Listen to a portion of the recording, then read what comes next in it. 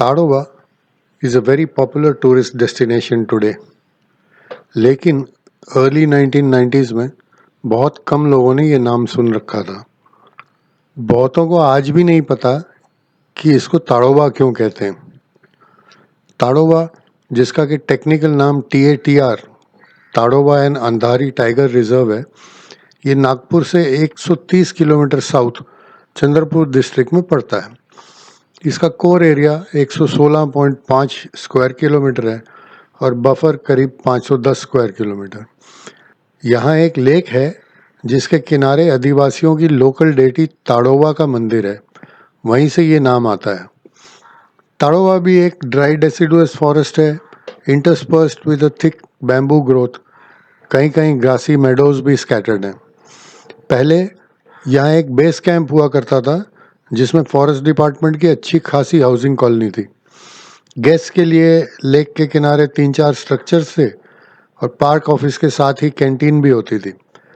खास गेस्ट के लिए हिल टॉप पे एक VIP गेस्ट हाउस है जिसके बाहर काफ़ी बड़ा वरांडा है और आगे बहुत अच्छा गार्डन।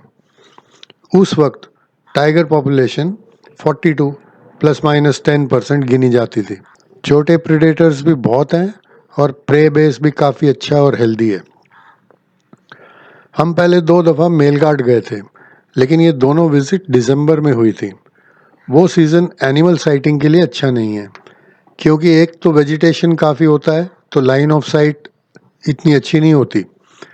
दूसरी, जगह जगह बारिश का पानी अभी जमा होता है तो जानवर डेजिग्नेटेड वाटर स्पॉट्स पर नहीं आते।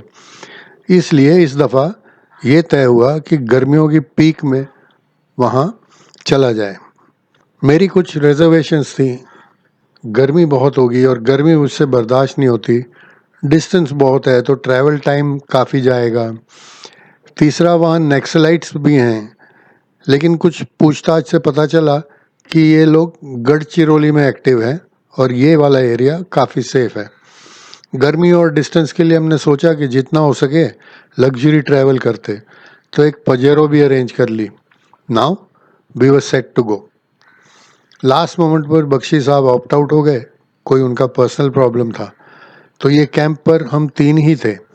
27 अप्रैल 1996 को सतीश के आने के बाद और एक छोटी सी नारियल पूजा करने के बाद हम घर से 11:46 को निकल पड़े। थाने बाईपास पर 10 रुपये का टोल लगता था। 1 बजे के बाद हमने भिवंडी एंड क्रॉस किया और रुके बिना चलते रहे। सतीश ने एक अपना गाना बना लिया, जली जली जली जली, वो ऐसे गाता रहा। शाहपुर हमने 1:30 बजे क्रॉस किया, कसारा करीब करीब 2 बजे। 3 घंटे और 5 मिनट की ड्राइविंग के बाद हम नासिक में थे। 5:30 तक हम धुलिया बाईपास पर थे। ना जाने क्यों इस बाईपास पर बहुत सारे लड़के पुराने डब्बे बेचते हैं। समझ नहीं आई बात। धुलिया क्रॉस करके NH6 पकड़ा और थोड़ी दूर पे हमें ट्रैफिक जैम मिला। एक कंटेनर पलट गया था। पजेरो का फ़ायदा उठाकर थोड़ा ऑफ रोड से उतार लिया और हम जैम क्रॉस कर गए। फिर हॉल्ट परोला में किया डीजल के लिए। 76 लीटर डीजल लिए और खाने के लिए कचौरी, साथ में प्याज की चटनी। जलगांव का बेस्ट होटल महेंद्र ऐसा ऑटो वालों ने बताया, तो हम लोग वहीं चले गए। मालिक एक सरदार जी थे जिनको पंजाबी नहीं आती थी, लेकिन मराठी फ्लुएंटली बोलते थे।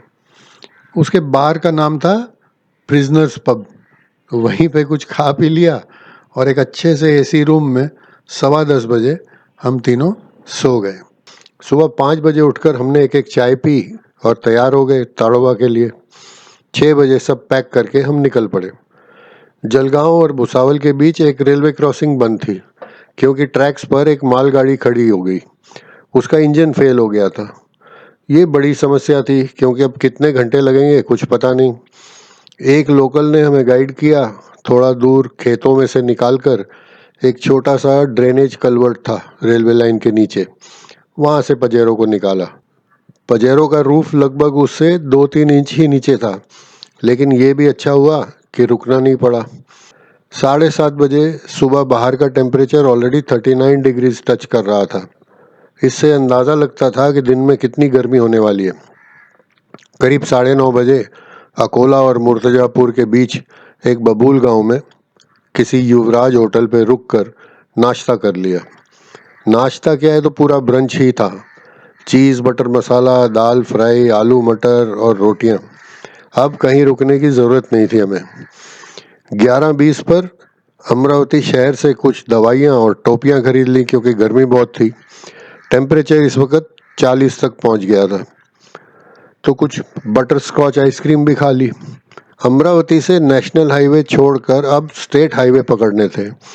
इस सड़क पर बहुत कॉटन प्लांटेशंस और कॉटन मिल्स हैं, तो सॉइल भी ब्लैक कॉटन वैरायटी का था। पुलगांव पहुंचते पहुंचते बाहर का टेम्परेचर अब 44 दिखा रहा था। डायरेक्शंस लेकर कुछ अंदर की सड़कों से हम वरोरा पहुंच गए। 4 बजने से कुछ मिनटों पहले हमने चंद्रपुर से 77 लीटर डीजल लिया। उसका बिल बना 633 रुपये और हम लगभग 930 किलोमीटर का सफ़र कर चुके थे। चंद्रपुर से ताड़ोबा जाने के लिए रोड दुर्गापुर और मोहारली होकर गुजरती है। दुर्गापुर, जिसका के ऊर्जा नगर भी है नाम, वहाँ एक थर्मल पावर प्लांट है। ये प्लांट कोल फायर्ड है और सारा कोल इसी इलाके से ओपन पिट माइंस से निकाला जाता है। इन पिट्स की मिट्टी के वहाँ पहाड़ लगे हुए थे 100 फुट ऊंचे। जब कोल एक्सट्रैक्ट हो जाएगा, इन पिट्स को वापस इस मिट्टी से भरा जाएगा और ऊपर दोबारा प्लांटेशन की जाएगी। दुर्गापुर में बाज़ार लगा हुआ था, तो थोड़ा धीमी गति से हम क्रॉस करके ताड़ोबा के पहले गेट पर पहुँचे। यहाँ टिकट्स वगैरह इशू होती हैं और उसके बाद हम मोहारली दूसरे गेट पे पहुँचे। यहाँ फिर से वेरिफिकेशन होता है और गेट खोला जाता है। इसके बाद तीसरा और आखिरी गेट खातोड़ा का लगता है। ये क्रॉस करने के बाद हम ताड़ोबा नेशनल पार्क में एंटर कर गए। चंद्रपुर से ताड़ोबा तक पक्की सड़क है और हर कुछ मीटर्स पर पत्थरों के बने हुए खंबे से हैं। पूछने पे पता चला कि ये ब्रिटिश ज़माने में बने हुए हैं और इन पर उन ज़मानों में टेलीफोन टेलीग्राफ की तारें हुआ करती थी। 5:05 पे हमने खातोड़ा गेट क्रॉस करते ही कुछ चीतल देखे और दूर रोड पर एक वाइल्ड डॉग या पैंथर, लेकिन वो बहुत दूर था तो आइडेंटिफाई नहीं हुआ। हमारी एक्साइटमेंट अभी शुरू ही हुई थी कि ठीक सड़क किनारे एक बैठा हुआ स्लॉथ बेयर देखा। वो कुछ देर हमको देखता रहा और फिर थोड़ा सा अंदर झाड़ियों में जाकर बैठ गया, लेकिन भागा नहीं, दूर नहीं गया। 5:20 तक हम ताड़ोबा के बेस कैंप पहुंच गए थे और नारायण घरकुले, जो वहाँ का एक ट्रैकर है, गाइड है, उसको ढूंढने लगे। सतीश ने नारायण को मनी ऑर्डर भेजा था रूम बुक करने के लिए, लेकिन उस बंदे ने कोई बुकिंग नहीं की। अब 2 प्रॉब्लम्स और खड़ी हो गई। कोल्हापुर WWF ने एक स्कूल बच्चों का ट्रिप ऑर्गेनाइज किया था, तो सारी एकोमोडेशन उनको दी गई थी। दूसरा, वहाँ इलेक्शंस भी थे, तो उस वजह से बाकी सब एकोमोडेशन इलेक्शन ऑफिशियल्स को दी हुई थी। पार्क ऑफिस के इंचार्ज मिस्टर वाटगुरे और रेंज फॉरेस्ट ऑफिसर शेरे दोनों ही जगह पे नहीं थे, तो नारायण जी ने कहा थोड़ा राउंड मार लेते। 1 घंटे की ड्राइव में हमने कई सारे चीतल, सांबर, वाइल्ड बोर, नीलगाय और बाइसन भी देख लिए। लंगूर वगैरह तो होते ही हैं। ताड़ोबा का सक्सेस रेट हमें बहुत ही भा गया। 7 बजे तक हम वापस बेस कैंप में आए तो अभी भी कोई मौजूद नहीं था। फिर नारायण जी हमें एक स्टाफ कॉलोनी में किसी के घर ले गए। वो बंदा इलेक्शन ड्यूटी पर अगले दिन से लग चुका था, तो कुछ दिनों के लिए उसका क्वार्टर हमें मिल सकता था। हमने शुक्र किया कि कुछ तो बंदोबस्त हो गया। 8 बजे तक कैंटीन में बैठे थे तो न्यूज़ आई कि deputy conservator forest Mohan Karnad Kolhapur के बच्चों को एड्रेस करने के लिए रात को पार्क ऑफिस आने वाले हैं। हमें बताया गया कि DCF हेल्पफुल है और डायरेक्टली उनसे बात की जाए। कर्नाड साहब रात 9 बजे पधारे और ऊपर VIP गेस्ट हाउस के लॉन्स पर बच्चों से बात कर रहे थे।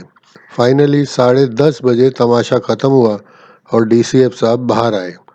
हमने उनसे हेल्प की अपील की और उन्होंने वार्ड गोरे को बुला के कहा कि रो हाउस नंबर 2 हमें दे दिया जाए, और रो हाउस 2 हमारा था, लेकिन सिर्फ एक रात के लिए। अगले दिन कर्नाड बोले कुछ ना कुछ जुगाड़ हो जाएगा। रो हाउस 2 जंगल के लिए काफ़ी लग्जूरियस था। 2 बेडरूम, दोनों में वाटर कूलर, बीच में एक लिविंग रूम, पीछे डाइनिंग और किचन की भी व्यवस्था है, और बाहर अच्छा खासा वरांडा विद बेंचेस, और सामने ताड़ोबा लेक। हम भी थके हुए थे, कैंटीन में ही खाना खाया और रात जल्दी ही सो गए। जंगल में सुबह जल्दी उठना पड़ता है, तो हम भी 4:30 बजे उठे, पर यह रियलाइज़ हुआ कि कल की हड़बड़ी में कोई सामान लिया ही नहीं। हमारे पास स्टोव था लेकिन केरोसिन नहीं, तो सतीश और मैं चलकर उस बंदे के घर गए जिसने हमें रूम ऑफ़र किया था। बेचारे को नींद से उठाया और कुछ केरोसिन मांगा, तब हमारी चाय बनी। आज नारायण की कहीं ड्यूटी और लगी थी, तो हमारे साथ एक वामन नाम का लड़का चला। 5:30 बजे हम निकले और वो हमें जामनी की तरफ ले गया। वहाँ रास्ते पर कुछ स्लॉथ बेयर के पग मार्क्स थे। वो भालू फुल ग्रोन मेल है ऐसा उसने बताया। रास्ते में चीतल, सांबर, बाइसन ये भरपूर मात्रा में देखे।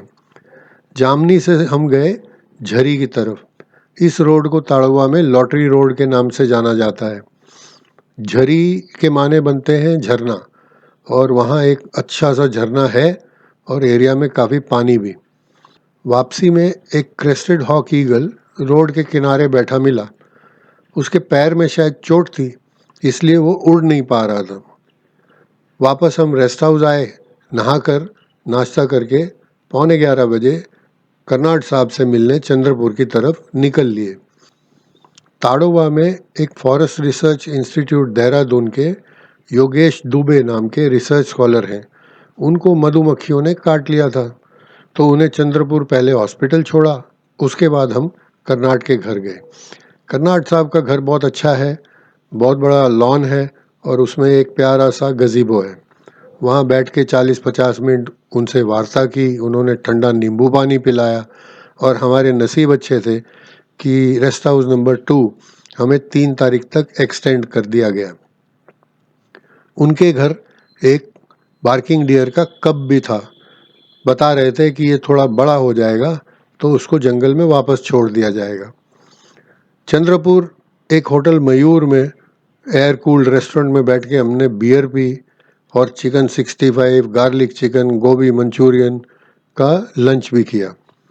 वापस आए शाम को तो अभी भी नारायण फ्री नहीं था, और हमने रेस्ट हाउस के आसपास ही एरिया थोड़ा एक्सप्लोर किया।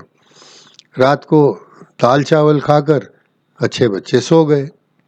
30 तारीख को हम थोड़ा लेट उठे, 6:30 बजे, और जब तक बाहर निकले उजाला हो गया था। नारायण हमें एक छोटी सी ड्राइव पर ले गया, एक जगह जिसका नाम था वसंत बंधारा।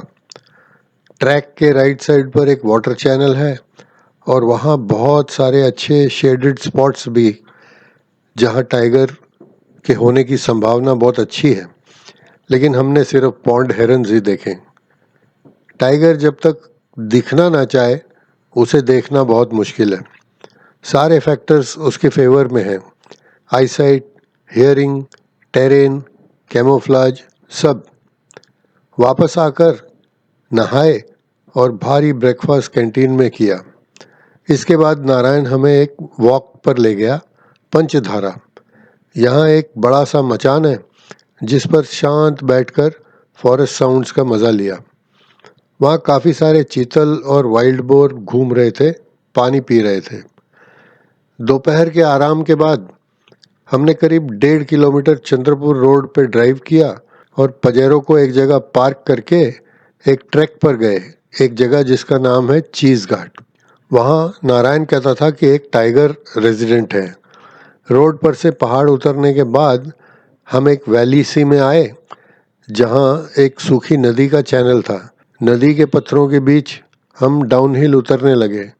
यह हमारा पहला एक्सपीरियंस था पैदल टाइगर ट्रैकिंग का। एक पेड़ पर टाइगर के स्क्रैच मार्क्स भी देखे। इतने में कहीं आगे से एक सॉफ्ट सा ग्राउल सुनाई दिया। नारायण समेत हम सब वापस दौड़े और एक बड़ा सा पेड़ गिरा हुआ था नदी के बीच, उसके पीछे जाकर छुप गए। हम तीनों के पास विसल्स थी, लेकिन घबराहट में थोड़ी ना याद रहता है बचाव कैसे करना है। मैंने नारायण से पूछा, अगर टाइगर हमारी तरफ आए तो क्या करना है? कहने लगा, पेड़ पे चढ़ जाना है और क्या। बहुत आसान तरीका है भाई, वापस चलो, जान प्यारी है। वापस गाड़ी में आकर हम गए उदार मटका। वहाँ एक बहुत अच्छा बाइसन हर्ड देखा और एक बड़ी नीलगाय भी। इसके बाद हमने सोचा एक लॉटरी रोड का चक्कर लगाया जाए, शायद आज अपना नंबर लग जाए। तो पांडरपौनी मेडोज से आगे जामनी जंक्शन पर हम कुछ देर शांति से बैठ गए। कुछ देर रुककर हम लॉटरी रोड पर चल दिए। झरी से पहले सड़क पर एक काला सा जानवर हमारी तरफ चलता आ रहा था। नारायण के कहने पर मैंने गाड़ी बंद कर दी। मालूम लगा एक भालू हमारी तरफ आ रहा है। उसे भी एहसास हुआ कि कुछ रास्ते में है, लेकिन अभी तक वो हमें खतरा नहीं समझ रहा था। कुछ 30 मीटर का फासला बचा होगा कि भालू 2 पैरों पे खड़ा हुआ और हमें ताड़ने लगा। इतने में पीछे से इलेक्शन वालों की जीप आ गई और ज़ोर से हॉर्न बजाने लगा। हमने इशारा किया भाई कि आगे भालू है, लेकिन उन्हें इससे क्या मतलब। भालू भी चौंक गया और अंदर जंगल में घुस गया। वापसी में भालू को फिर खोजा, लेकिन नहीं मिला। हम कैंटीन में आ गए और अपना वीडियो देख रहे थे। इतने में 2 और वाइल्ड लाइफर, विनोद अचरेकर और धनंजय कुंटे, मुंबई करी, हमारे साथ आकर बैठ गए। थोड़ी वार्ता होने लगी, दोस्ती हो गई। रात के डिनर के बाद अचरेकर ने हमें इनवाइट किया एक स्ट्रोल के लिए। कैंटीन के पीछे जो सड़क नीचे जाती है, उस पर हम 5 लोग अंधेरे में चल लिए। सिर्फ अचरेकर के पास एक टॉर्च थी।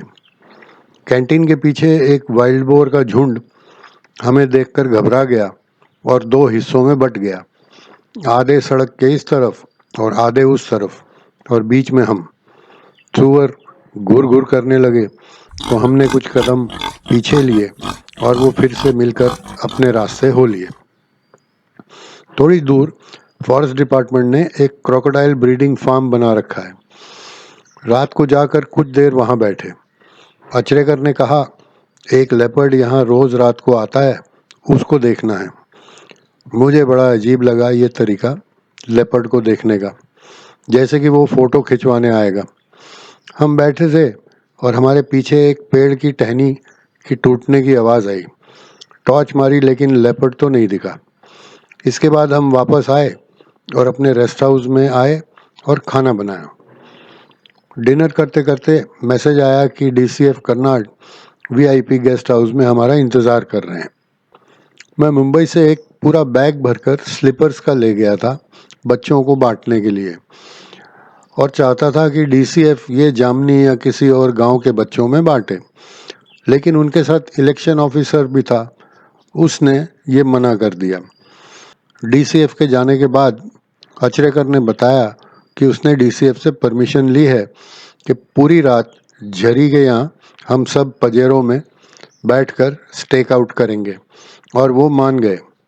ये स्टेक आउट कल शाम 4 बजे से शुरू होना था। इस खबर के लिए हमने एक एक्स्ट्रा ड्रिंक लगाई और फिर सो गए। लेबर डे या महाराष्ट्र दिवस की शुरुआत सुबह वसंत बंधारा ही से शुरू हुई। वहाँ एक क्रेस्टेड सर्पेंटाइन ईगल हमेशा एक ही पेड़ पर एक ही ब्रांच पर बैठा हुआ मिलता है। उसके साथ थोड़ा हाई बाई हुआ और बाद में हम जामनी गांव की तरफ चल पड़े।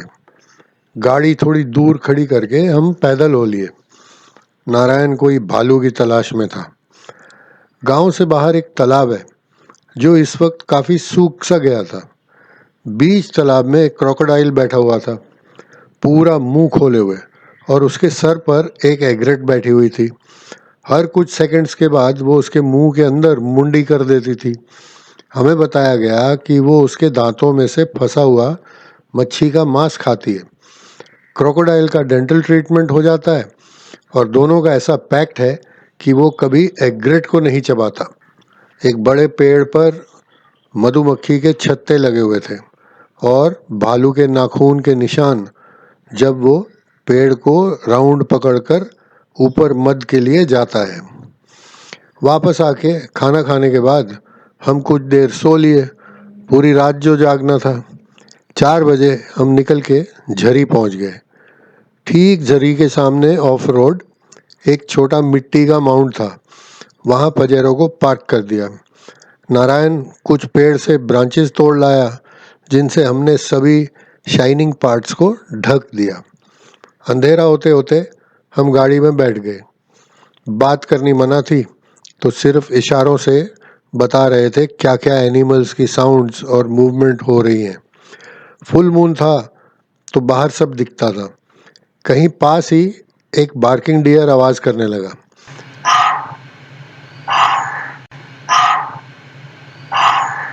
करीब 10 बजे एक बड़ा बाइसन आया और घास खाते खाते हमारे नजदीक आने लगा।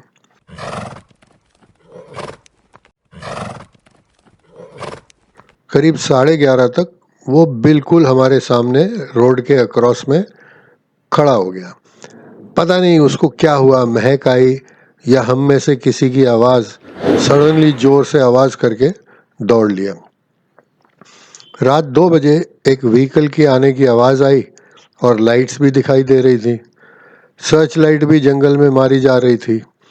हमारे पास आए तो पता चला डीसीएफ कर्नाट कुछ फॉरेस्ट ऑफिसर ट्रेनीज को लेकर घूम रहे थे। हमारी गाड़ी को देखा, मुझे नाम से पुकारा। अचरेकर उतर कर गया उनसे मिलने। अपने ऑफिसर्स के सामने कर्नाट को एमनीशिया हो गया। उसने परमिट किया था, वो उसे याद ही नहीं। हमें तुरंत गाड़ी निकाल कर वापस आने को बोला। हम पार्क ऑफिस में बैठे तो बच्चों की तरह हमारी क्लास ली और नारायण को तो इडियट और बदमाश के लेबल भी दे दिए। उसने परमिट किया था, इससे साफ मुकर गया। फिर क्या था, हम सॉरी सॉरी सॉरी बोलते अपने रेस्ट हाउस में जाकर सो गए। 2 तारीख को हम सुबह 7:30 बजे उठे। बाय द टाइम हम राउंड के लिए गए पूरा उजाला हो गया था। वसंत बंधारा से होते हुए हम गए कोसाका नाला। चीतल, सांबर, वाइल्ड बोर, बाइसन थोड़ी थोड़ी देर में दिखते ही थे, लेकिन उससे बड़ा कुछ नहीं। वापस सीधे कैंटीन को गए नाश्ते के लिए। अचरेकर और कुंटे भी उठ चुके थे और वहाँ बैठे थे। हम उनके साथ जाकर बैठ गए। उनके साथ एक शिरीष काटीकर नागपुर से, वो भी थे। उनसे भेंट हुई। पता चला कि शिरीष ने 2 दिन पहले 35 मिनट तक एक टाइगर देखा था। नज़दीक में ही जगह है विकास बंधारा, वहाँ। तो दोपहर को हम नाले में पैदल चलने लगे, लेकिन 7 लोगों की सूखे पत्तों पर चलने की आवाज़ बहुत ज़्यादा थी। ये नाला वही है जो नीचे उतर के चीज़ घाट से गुजरता है। करीब 4:30 बजे अचरेकर, कुंटे, नारायण और हम 3 एक ट्रैक पर निकल गए, एक मचान की तरफ जिसका नाम है अंबट हीरा। मचान को चारों तरफ से पत्तों से ढक कर रखा हुआ था और बिल्कुल सामने एक वाटर होल है। वहाँ बहुत सारे peacocks, drongos, racket tail drongos, kingfishers, paradise flycatchers मंडरा रहे थे। जैसे शाम ढलने लगी, एक वाइल्ड बोर पानी को अप्रोच करने लगा, लेकिन शायद हमारी वजह से रास्ते में ही रुक गया। बहुत अलर्ट था और उसकी पूंछ उठी की उठी ही रही। मैं बैठे बैठे थक गया था तो थोड़ा खड़ा हो गया। जैसे ही मैंने मचान के पीछे नज़र घुमाई, वहाँ से एक बड़ा पैंथर हमारी तरफ आ रहा था। वो मचान से थोड़ा दूर रोड पर ही बैठ गया और सड़क पे थोड़ा पानी था, उसी को पीने लगा। तब हमें समझ आया कि वाइल्ड बोर क्यों इतना परेशान हो रहा था। पैंथर के जाने के बाद हर तरफ से सांबर के अलार्म कॉल शुरू हो गए। हम भी नीचे उतरे और ताड़ोवा कैंप की तरफ चल दिए। रात को हमने अपने नए दोस्तों को ड्रिंक एंड डिनर के लिए रेस्ट हाउस पर इनवाइट किया। शिरीष के अलावा बाकी सब पीने में कमज़ोर थे। सुबह एक दूसरे मचान काठेजरी पर ट्रैक करने का प्रोग्राम बना, तो ज़्यादा लेट ना करते हुए सुनील के बनाए हुए दाल चावल खाए और सो गए। सुबह 5 बजे हम 7 लोग काठेजरी की ट्रैक पर निकल गए। ये वॉक करीब 3-4 किलोमीटर का है। रास्ते में एक सिवेट कैट हमको देख के फट से पेड़ पे चढ़ गई। कुछ पगमार्क्स और स्कैट भालू की भी दिखी। 9:30 तक हम मचान पर बैठे, लेकिन कोई आया नहीं। वहाँ एक कंक्रीट का हाइड बन रहा था, तो शायद एनिमल्स उससे डिस्टर्ब थे। रिटर्न हमने एक अंदर के रास्ते से की, वाया वाघ झरी। वहाँ कुछ पानी जमा था, तो थोड़ा टाइगर फ्लेवर्ड पानी भी पिया। 2 बजे तक कैंटीन पहुंचकर लंच किया। इतने में एक दूसरा ट्रैकर सुरेश खोबरागड़े हमारे पास दौड़ता हुआ आया और बताया कि झरी पे एक टाइग्रेस 2 कब्स के साथ बैठी हुई है। जल्दी करोगे तो शायद फिर दिख जाए। हम खाना वैसे ही छोड़ के भागे। झरी पहुंचे तो टाइग्रेस नहीं दिखी। थोड़ा आगे से यू टर्न मार के फिर झरी की तरफ आए। अचानक झाड़ियों के बीच सुनील को दिख गई। टाइग्रेस झाड़ियों के बीच छांव में बैठी हुई थी। कब्ज भी कहीं पास ही होने थे। ठीक नजर नहीं आ रही थी, तो पजेरो को एक छोटे से नाले में उतार दिया। वहां से विजन थोड़ा बेटर था। इतने में कब्ज भी दिखाई दिए। मेल कब, जो थोड़ा एडवेंचरस होता है, उठ के हमारी तरफ चला। माँ ने तुरंत एक छोटी सी आवाज निकाली और अपना एक पंजा जमीन पर पटका, तो वो रिटर्न हो गया। हम 22 मिनट टाइगर के पास बैठे रहे और संतुष्ट वापस आ गए। ये मेरी पहली वाइल्ड टाइगर साइटिंग थी, तो बहुत खुश था। वापसी वसंत बंधारा से हुई। काफ़ी चित्तल सांबर दिखे, लेकिन अब ये रेगुलर फीचर हो गया था। आकर कैंटीन में रात के लिए चिकन ऑर्डर किया। आज जलसा हो जाए। रात को अच्छी पार्टी हुई और डिपार्टमेंट के लोग भी आए, तो हमारी पार्टी के बाद हम सो गए। 8:45 बजे हमने सब पैक कर लिया और भरपेट नाश्ता किया कैंटीन में। अचरेकर और कुंटे हमारे साथ ही आए। कैंटीन के बाहर सबसे गुड बाई हुई और हर साल आने का वादा भी। हम ठीक 1395.2 किलोमीटर गाड़ी चला चुके थे, यानी जंगलों में करीब 400 किलोमीटर। हम उसी रास्ते लौटे जिससे के आए थे। चांदूर पे बियरें ली गई, क्योंकि वर्धा ड्राई डिस्ट्रिक्ट है, वहाँ शराबबंदी है। रात जलगांव पहुंचकर होटल महेंद्र में ही रुकना था। 7 बजे हम पहुंचे वरन गांव। स्पीड अच्छी थी, तो सोचा धुलिया रात बिताई जाए। कुंटे को खेतों में जाना था अर्जेंटली, तो पजेरो को साइड लगाकर बंद कर दिया। उसके बाद पजेरो जी शुरू होने को राजी नहीं। समझ आया कि बैटरी का प्रॉब्लम है। वरन गांव में एक ही बैटरी वाला था, सलीम। वो बंदा बड़ा अजीब था और बहुत नॉन कोऑपरेटिव। 2 बार हमने ट्रैक्टर और ट्रक से गाड़ी को जंप स्टार्ट करने की कोशिश की, लेकिन नाकाम हुए। अब हमारे पास कोई ऑप्शन नहीं था सिवाय बैटरी को रात भर सलीम के यहाँ चार्जिंग पर रखें। सतीश, अचरेकर और कुंटे गाड़ी में ही सो गए और सुनील और मैं बाहर एक रेत का ढेर था उस पर। सुबह 4 बजे सलीम को उठाया। गाड़ी की रिचार्ज बैटरी से भी स्टार्ट नहीं हुई। तब जाकर हरामजादे ने कबर्ड से एक नई बैटरी निकाली और गाड़ी स्टार्ट करवा दी, और ये तय किया कि अब गाड़ी घर पहुंचकर ही बंद होगी। तो ब्रशिंग, नाश्ता, लंच सब गाड़ी में बैठकर ही किया। शाम 4 बजे तक लगभग 2500 किलोमीटर का ट्रिप करके घर पहुंचे, तब गाड़ी को बंद किया। कैंप नंबर 15 बहुत ही सेटिस्फाइंग था और बहुत सारे इरादे बने बार जाने के। नए लोकल दोस्त भी मिल गए, तो अब अरेंजमेंट्स का भी कोई टेंशन नहीं था। Thank you.